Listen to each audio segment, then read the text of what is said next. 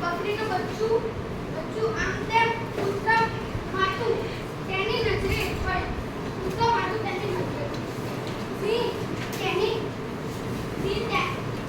સિંહે તેને પકડી લીધું, પરંતુ તેને માત્ર તેનો જીવ ચાલ્યો નહીં. તેને દયા આવી અને મનમાં થયું કે જેમ મારું બચ્ચું મને વહાલું છે તેમ સૌને પોતાનું બચ્ચું વહાલું. હું આને સિંહ પાસે લઈ જાઉં. ત્યાં તે મારા બચ્ચા સાથે રમશે અને મોટું થશે. સિંહ બકરીના બચ્ચાને સિંહ પાસે લઈ ગયો. સિંહ લવારું જોઈને